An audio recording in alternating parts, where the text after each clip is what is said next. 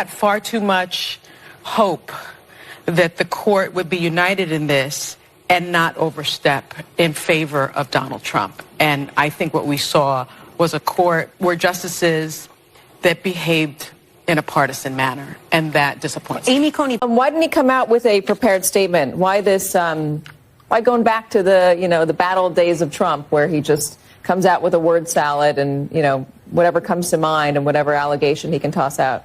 Trying to project out a little bit of protection for himself rhetorically as these cases advance, and trying to draw people into the idea that somehow all of these things are part of a massive conspiracy to stop him from being elected president.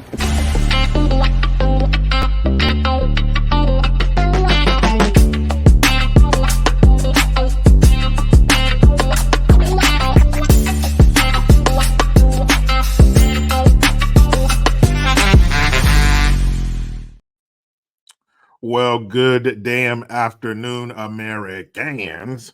Jericho Green here with you once again. Make sure you get into the description section. Hit the link to my new channel, Green's House. I sit down with amazing people who have an interesting story to tell. I'm still in the works of landing a big fish.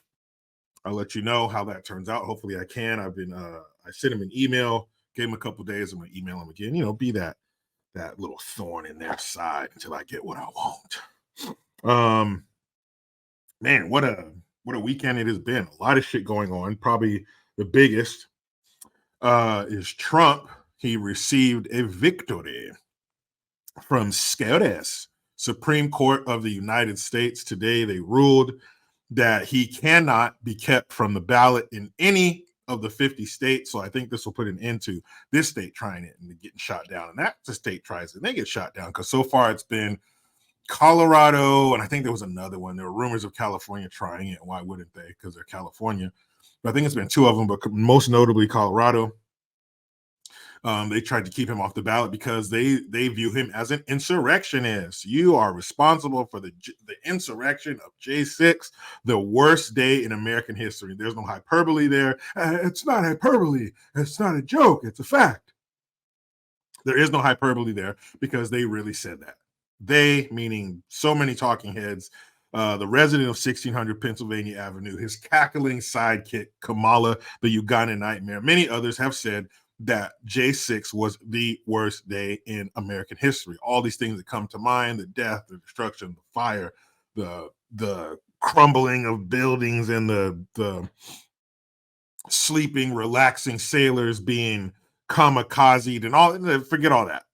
All those images that are conjured up in your mind, they pale in comparison to J6. Now, you're thinking January 6th, but I say J6 because what they're talking about took place on January 6th, but remember, Sloppy Joe said July 6th. So since they both start with the J, I'll just say J6, and you take from that what you will. But he was accused of being an insurrectionist, so that's why these stupid states were trying to keep him off of the ballot. But it came across the desk of the Supreme Court of the United States, and they ruled today that the only group who can do that is Congress. Congress is the only group that has the power to remove him from the ballot.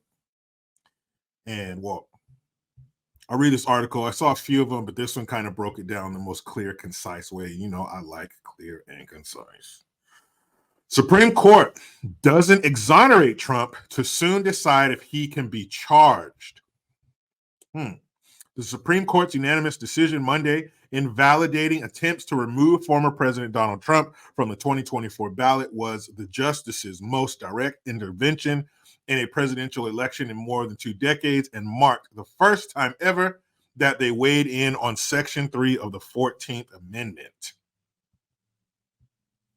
In short, the court delivered a technical answer to a historical and politically explosive question unanswered by the text of the Constitution. Who gets to decide when a candidate who previously took an oath has engaged in insurrection and is therefore disqualified from the office in the future? Every time I hear the word insurrection, it just sounds like that voice in my head, because like that voice, it's just silly. And it's blown out of proportion. An insurrection? What the fuck? What are you so an insurrection? Come on. It was a glorified guided tour. Were there some ne'er-do-wells there who engaged in property damage? Yeah, but you can, now that the footage is out years later, you can hear people saying, hey, don't do that. What are you doing? That's exactly what they want us to do. What the fuck are you doing? You've seen the images of the QAnon shaman or whatever being guided and guarded. Dude, they look like they were guarding him, being guided through the Capitol building by police. You've seen them moving the gates and waving people in and all that bullshit. And we've heard the stories about officers being killed that day. That's a lie. The only person killed that day was one of the people who were there, Ashley Babbitt. So we've seen the videos. We know it's bullshit, but they're still clinging to this. They are the rats on a sinking ship, and there is a single rope dangling, and they will hold on to it for dear life. This J6 string that's hanging down, they're white knuckling that bitch. They're not going to let go. A majority of justices agreed that only Congress has the power to make that determination and enforce the amendment, not individual states. The patchwork that would likely result from state enforcement would sever the direct link that the framers found so critical between the national government and the people of the U.S. as a whole, they wrote. Put very well. In other words, it would be too many. It just wouldn't make sense. This state would, that state wouldn't, that state would, this state wouldn't. It reminds me of, I'm trying to tell you a story. I think I've told it before. I was on the radio. I was working at a radio station. I was on the radio on a Saturday night, and Bone Thugs and Harmony were supposed to be having a concert at this club called The Catalyst in Santa Cruz. And I'm on the air, and I'm on the air in the evening in the time when people are getting ready. You know, the girls are all at one girl's house, and the bathroom is worthy of a FEMA visit. You ever seen a woman's bathroom? Like, you know, when they're single and they come over to get ready, it should be cordoned off. There should be police caution tape. There should be people in there taking photographs. There should be cops in there lifting up things with a pencil so they don't put fingerprints on it. It's a mess. But that's when I was on the air, when everybody's getting ready. So I'm talking about the concert. I'm talking it up. I'm getting people excited. I'm playing calls of people calling in. Hey, you got any more tickets? Yeah, we got the tickets coming all the way. I didn't talk like that. But I'm playing some of their hits, you know, Crossroads and all that shit, getting people pumped up for the show. And the hotline, anybody who has this number, anybody who's been a DJ, maybe they did it like this at your station. I'm sure they did. But there's a number that only DJs and like important people, the managers of these groups and stuff, have this number because a light flashes. So in case you're on the air, you know that you're getting an important phone call. So I'm wrapping up a talk break and the light flashes. I'm like, oh, what did I do? This was a good talk break. I hit all my notes, blah, blah, blah. I answer the phone, and it's Crazy Bone from Bone Thugs and Harmony, the dude who did Riding Dirty with Chameleonaire. All that shit, that dude. So he calls, he's like, yo, it's Crazy Bone. I was like, oh, hey, nice to meet you, blah, blah, blah. And he proceeds to tell me that he wants me to play this song. And the song is off of their new album. Of course, they're going to do some cuts off their new album, but that's not what people want to hear necessarily. They want the hits. They want to hear him rap about Uncle Charles and all that shit, right? So I say, well, I need to get in touch with my program director to clear it with him before I play the song because it wasn't in the rotation. And the point of this story is my program director said no because there's no backing behind it. There's no video to go with it. People have never heard the song before. You can't just play shit here and there. Somebody can't call, hey, I want to hear this song. Yeah, I used to listen to it when I was 10 years old in my bedroom after I got out of the bath like Macaulay Culkin in Home Alone. Can you play this? Yeah, can you play this? Can you play that? Then you get this disjointed patchwork of nonsense that doesn't flow. There has to be a feng shui to things. Things have to make sense. and come together like puzzle pieces. So if you have these states deciding who can be on the ballot and who can't, it's a fucking mess. It's a quagmire. It's a mess. There has to be continuity. We have to be on the same page to a certain extent. So that's what the Supreme Court did. They said, no, we can't have this state doing that and that state doing this. Congress decides. So those are the only ones who can decide who gets left off the ballot and who doesn't. Says Trump notched a significant win and, as expected, will remain on the ballot in all 50 states. But he was not exonerated in the divisive and still ongoing legal political debate over his conduct in the aftermath of the 2020 election that led up to the violent events of January 2021. The court left the substance of those major underlying questions untouched. Did Trump's efforts to overturn the results of the 2020 election? Oh, hold on. I have to do this in the pompish British voice again because it's so ridiculous. Did Trump's efforts to overturn results of the 2020 election amount to engaging in insurrection? Did the former president help incite the deadly riot that consumed the United States Capitol? Could his conduct have reasonably been considered obstruction of an official proceeding in Congress? And at the very least, can he be charged and put on trial for any of those alleged actions he took as president? Stupid. Insurrection. The justices in their ruling Monday did not directly or indirectly address the merits of the allegations that Trump is unfit for office because he tried to subvert the will of the voters in order to remain in power. Those questions remain active and unresolved by the High Court.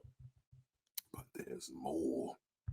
Next month, the court will get a second chance to wade in. The justices will take up Trump's appeal of a unanimous appeals court ruling rejecting his claims of absolute presidential immunity for his conduct in the aftermath of the 2020 election. The outcome could decide if and how soon he could face a criminal trial. The High Court is also set to decide whether one of the four charges Trump faces, in that case, obstruction of an attempt to obstruct an official proceeding, is valid and a proper reading of federal law as applied to dozens of criminal defendants involved with the January 6th riot. The cases provide an opportunity for the court to leave its mark on history and offer some degree of commentary on its view of the former president's behavior, which many Americans have viewed as a threat to democracy. Oh, here we go. One of those terms that they stroke themselves to sleep every night with. Oh, I threaten our democracy. He's a threat to democracy. But there are also numerous ways for the justices to resolve both cases. Again, avoiding any comment on the propriety or legality of Trump's conduct. Let's see. In her concurring opinion, Monday, Justice Amy Coney Barrett, whom Trump appointed to the bench late in his term, suggested there may be a core cohort of justices who may well want to remain above the fray. And this, I like what she says here. In my judgment, she wrote, this is not the time to amplify disagreement with stridency. The court has settled a politically charged issue in the volatile season of a presidential election. Particularly in this circumstance, writings on the court should turn the national temperature down, not up, end quote. And then she said, in the beginning, when she says, this is not the time to amplify disagreement with stridency. And I was like, stridency, I've never heard that word before. So I had to look it up. It says the quality of being loud, unpleasant, and rough in sound. No, wait. Stridency. That doesn't say, because that's the same definition if you look up Kamala Harris. The quality of being loud, unpleasant, and rough in sound. That's weird, but that's what stridency means. So basically, yes, we should be turning the temperature down, not up. We should be quieting the voices, not making them loud. So next month, I guess they'll weigh in on that. Maybe they can put that to bed too. Maybe they can shut up all the he needs to go to jail, insurrection bullshit talk. Even this victory, the left is pissed off. I love that. I love to see them angry. I love to see them cursing the Supreme Court. Oh, his cronies, he put him on the bench. But that Supreme Court also has Sotomayor, Roberts. It has Jumanji, what's her name? Jumanji Jackson, the one who doesn't know what a woman is. So there's some ding-dongs on there too. It's not all conservatives. He didn't appoint all of those judges. There are some dissenters on there too, and it was unanimous. They all agreed that states can't be doing this shit. It can only be done by the Congress. So video to the Supreme Court of the United States. I will be tuning in next month to see what they say about his criminal charges. What can Trump get a fair trial in this country? If they hold it, would they have to hold the trial in D.C.? I guess that's where the crime took place. Do you think Donald Trump can get a fair trial in Washington, D.C.? Anyway, that's for another video, huh? Appreciate you guys being here, but you know how it goes. I try to be done with the left, but they just won't let me. Please subscribe. Hit that notification bell because every time it rings, a piece of shit lefty cries. Utilize the Linktree link. Get your ass to that description section. Hit the link to my new channel, Green's House. Like, subscribe, and share. I am Jericho Green, and man, no.